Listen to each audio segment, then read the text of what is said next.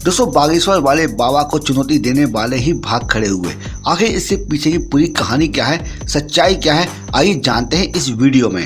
दोस्तों नागपुर की अंधश्रद्धा उन्मूलन संस्था ने बुंदेलखंड के छतरपुर में स्थित बागेश्वर धाम के महंत पंडित धीरेन्द्र कृष्ण शास्त्री जी पर मीडिया के माध्यम से आरोप लगाया कि वो अपने दरबार के माध्यम से अंधविश्वास फैला रहे हैं और किसी भी शख्स के बारे में बिना परिचय किए उनके सजीवन वर्णन दरअसल धोखेबाजी है।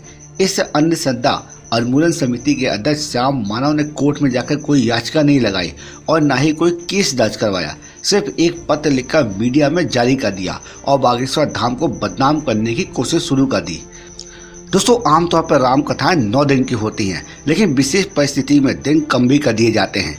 4 जनवरी को बागेश्वर धाम के अधिकारी फेसबुक पेज पर ये पोस्ट की थी कि धीरेन्द्र शास्त्री जी श्री रामचरित्र चर्चा 5 जनवरी और 11 जनवरी को होगी, यानी पहले ही कथा 7 दिन की थी।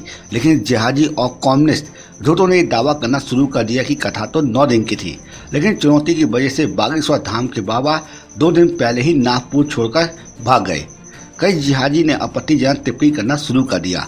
उन्हें बागेश्वर धाम वाले बाबा को बागेश्वर बाबा कहना शुरू कर दिया। सवाल ये है कि आखिर जिहादी और कम्युनिस्ट और पादरी बाबा के खिलाफ झूठा प्रोपेगेंडा क्यों खड़ा कर रहे हैं। दोस्तों ऐसा इसलिए हुआ क्योंकि बागेश्वर धाम वाले बाबा सोए हुए हिंदू को जगाने का काम करे थे। आचार्य धीरेन्द्र जी ने मध्य प्रदेश में ग्वालियर के 2 महीना पहले ही एक सभा की थी, जिसमें 4 लाख हिंदुओं को उन्होंने धर्म परिवर्तन के खिलाफ लड़ने की शपथ दिलवाई थी। 25 दिसंबर को जब पूरी दुनिया क्रिसमस डे मना रही थी, तब बागेश्वर धाम वाले बाबा ने दमोह में 150 से ज़्यादा हिंदू परिवार को घर वापसी करवाई थी, जिनको धोखे से ईसाई बनाया जा था। इस घटना से क्रिश्चियंस मिशनरी को काफ़ी झटका लगा।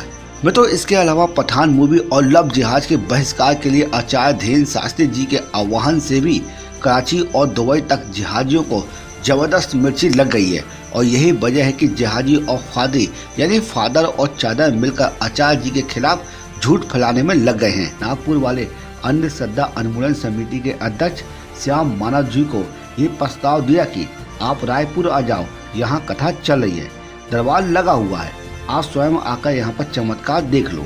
और धीरेन्द्र शास्त्री जी ने ये भी कहा कि वो टिकट का खर्चा भी उनको देंगे, लेकिन इसके बावजूद श्याम मनोज ने इस प्रस्ताव को स्वीकार करने की बजाय भागना स्वीकार कर लिया। हिंदू समाज पूरी तरह बागेश्वर धाम के साथ खड़ा है और जो लोग भी बागेश्वर को भागेश्वर कह रहे हैं सावधान हो जाएं, क्योंकि उनके खिलाफ आस्था को ठेस पहुंचाने का मामला भी दर्ज हो सकता है।